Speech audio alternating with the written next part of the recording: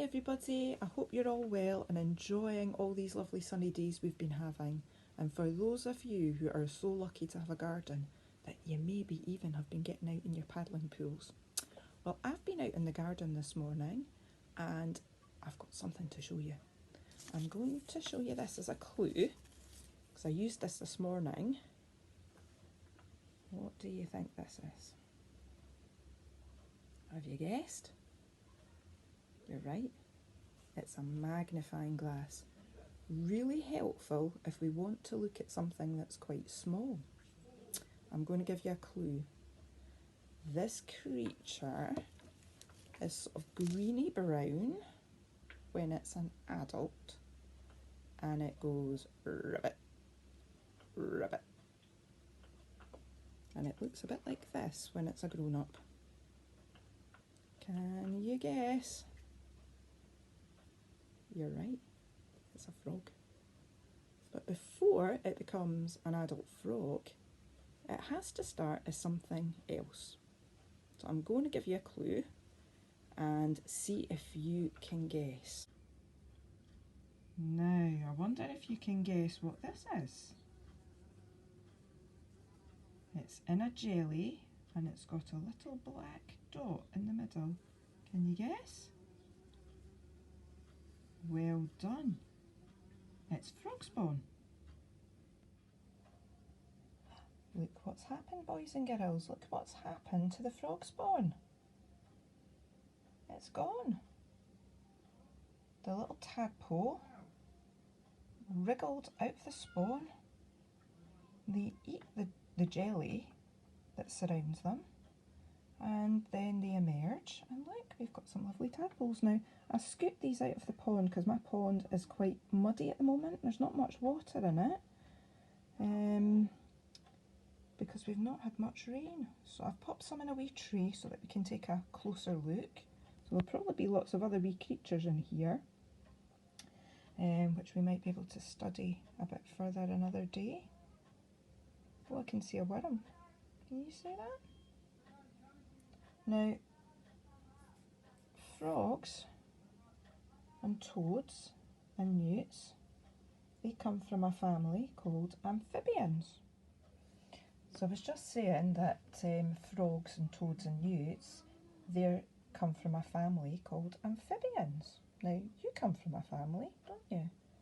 And amphibians, that means that they live in the water when they are young, and then they come out when they're an adult.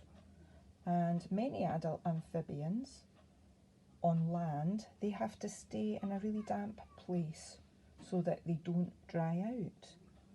Some breathe oxygen through their skin as well as breathing it into their lungs. And only sort of moist skin will take in the oxygen.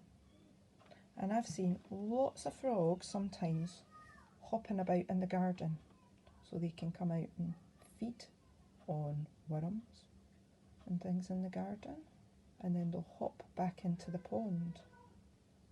Isn't that clever? Now, tadpoles sort of hatch from the spawn at about 2 to 3 weeks after the spawn's been laid. So the warmer the water, the faster they grow. So I reckon that these hatched probably a couple of weeks ago, and they're doing really well.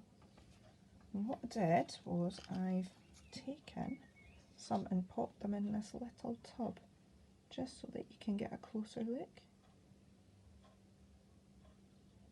Can you see?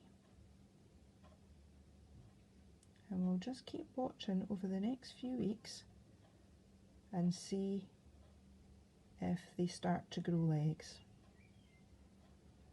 So I'm going to pop these back in with their brothers and sisters. There we go. And I'll maybe take you down to my little pond because I saw a creature sunning itself on the pond liner. So I'm going to switch this off and walk down and show you.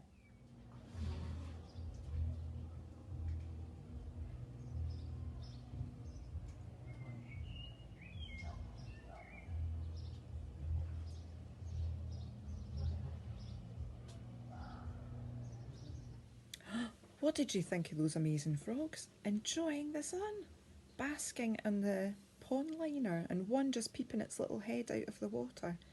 Maybe it was hoping to catch a nice tasty fly. What do you think? Well, I'm going to have to go in a little minute, but before I do, maybe we could say a little poem about a frog. I'm going to show you my little frog, and he's sitting on a log. Here we go. Here's a lovely little poem about a tadpole. Little Tommy Tadpole began to weep and wail, for little Tommy Tadpole had lost his little tail.